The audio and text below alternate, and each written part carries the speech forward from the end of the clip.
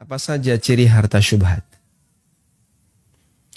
Harta syubhat adalah harta yang belum jelas nilai kehalalannya, dan Nabi SAW perintahkan untuk ditinggalkan. Sehingga di situ bercampur. Ada bagian yang menurut penilaian manusia disebut halal, ada bagian yang menurut penilaian manusia, oh ini haram. Maka belum jelas ya. Sehingga disebut sebagai harta syubhat. Nabi SAW mengatakan, al-halalu bayyin, wal haramu bayyin, wa bainahuma umurun mushtabihat, la ya'lamuhunna katsirun minan nas. Yang halal jelas, yang haram jelas. Di antaranya ada syubhat. La ya'lamuhunna katsirun minan nas, yang itu tidak diketahui oleh banyak manusia. Sehingga orang itu tidak tahu dari harta syubhat ini mana bagian yang halal, mana bagian yang haram, tidak tahu dia. Dia juga nggak tahu akibat buruk ketika orang itu menggunakan harta syubhat tadi.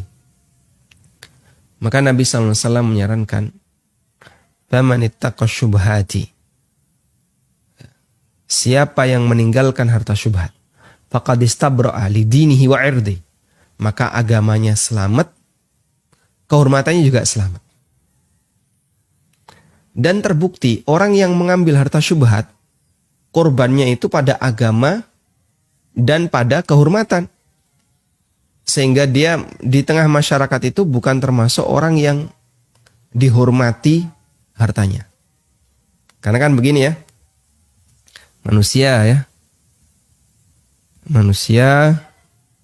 plus hartanya.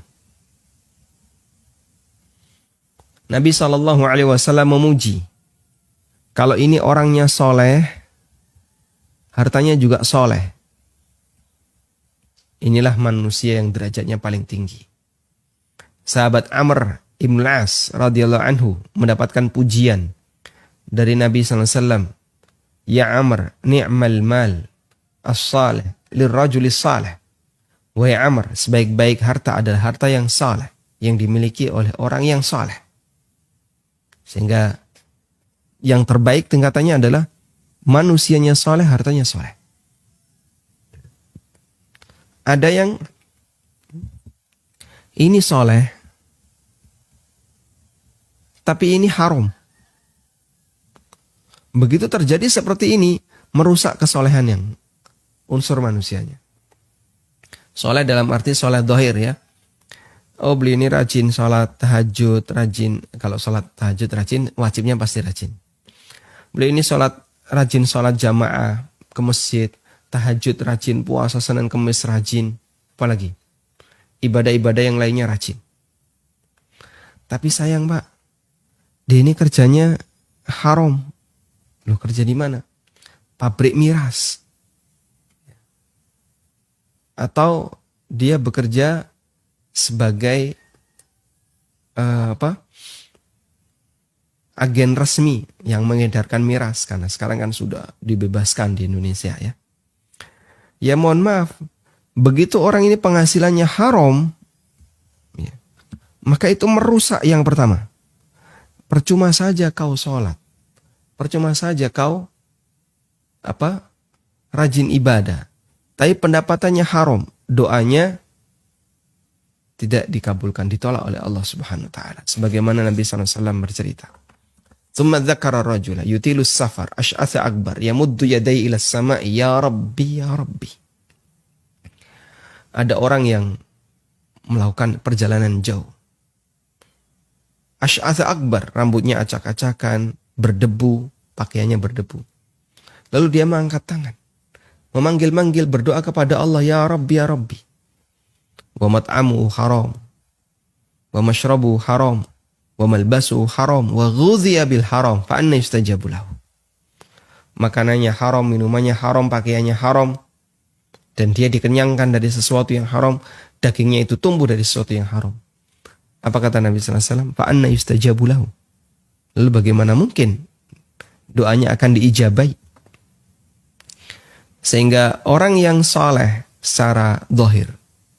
Tapi kemudian hartanya harta haram, itu bisa merusak sisi kesolehan. Jadilah dia orang fasik. Orang yang mencari harta haram. Nah, kemudian ketika orang itu memiliki syubhat terhadap hartanya, maka ini akan memicu curiga dari masyarakat. Dia kok cepat sekali ya? Kemarin baru beli Alphard, sekarang beli Tesla. Ada mobil Tesla di Indonesia? Ada. Baru saja beli ini. Dan dia nggak punya pekerjaan yang